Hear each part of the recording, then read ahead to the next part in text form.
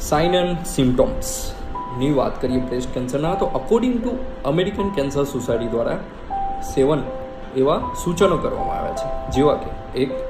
Swelling of any part of breast. 2. Skin irritation or dimpling, દેખાવું બ્રેસ્ટમાં. 3. કે breast pain થવું, દુખાવો થવો. 4. નિપલ પેઇન, નિપલ ઉપર પેઇન થવું અથવા તો ઇન્વર્ટેડ નિપલ, જેના ઉપર પહેલાં પણ એક વિડીયો બનાવેલો છે, તમે જોઈ લેજો. 5. Redness of nipple or any part of breast, skin ઉપર રેડનેસ જોવા મળવી. 6. નિપલ ડિસ્ચાર્જ થવું અધર ધેન બ્રેસ્ટ મિલ્ક, એટલે કે ધાવણ સિવાય બીજા કોઈ એવું ડિસ્ચાર્જ, લીલા કે અલગ અલગ પ્રકારનું ડિસ્ચાર્જ એવું, જે ફોટોમાં તમે જોઈ શકો છો. And 7. Lump in under arm area, એટલે કે બગલમાં લમ્પ કે સ્વેલિંગ દેખાવું, ગાંઠ જેવું દેખાવું. સેલ્ફ બ્રેસ્ટ એग्जामिनेशनનો एक शॉर्ट वीडियो જોઈ લો. हमने खड़े होकर करनी चाहिए, क्योंकि गीली उंगलियों से छोटी गांठ भी पकड़ी जा सकती है। पहले तो चरण में देखकर या निरीक्षण कर और बाद के 3 चरणों में छूकर स्तन की जांच करते हैं।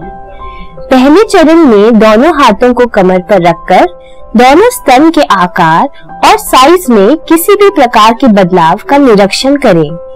साथ ही स्तन की त्वचा में किसी भी प्रकार की लालिमा, चकत्ते, त्वचा का अंदर धंसना, संतरे के छिलके की तरह होना या निप्पल का अंदर धंसना, पानी एवं खून का रिसाव होना, ये सब देखना चाहिए।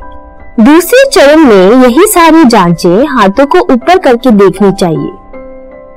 मेथड या घड़ी की सुइयों का अनुसरण करते हुए दोनों स्तनों पर यह जांच की जाती है।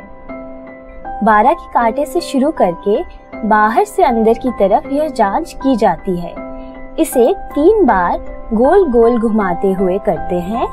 पहली बार से दूसरी बार थोड़ा अधिक दबाव और दूसरी से तीसरी बार थोड़ा और अधिक दबाव लगाते हैं, ताकि छोटी से छोटी गांठ भी पकड़ी जा सके।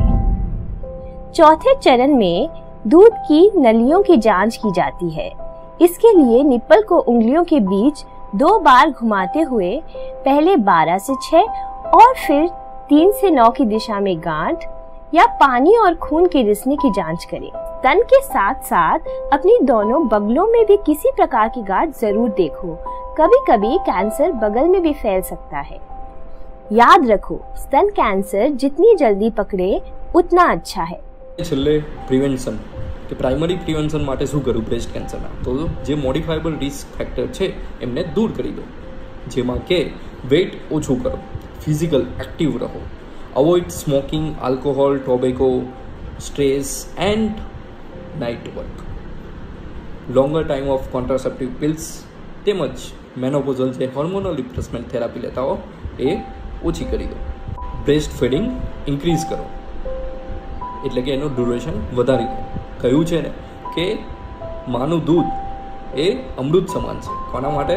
તો બાળક માટે તો છે જ, તેમજ માતા માટે પણ અમૃત સમાન છે, કારણ કે તેનાથી બ્રેસ્ટ કેન્સર થવાના ચાન્સ ઓછા રહે છે. એટલે તમારા બેબીને બ્રેસ્ટ ફીડ કરાવો બોટલના ફીડિંગ કરતાં વધારે.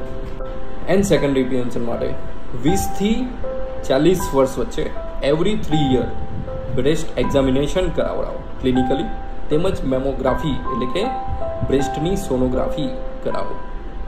આફ્ટર 40 વર્ષ પછી એવરી યર સોનોગ્રાફી કરાવવી જરૂરી છે.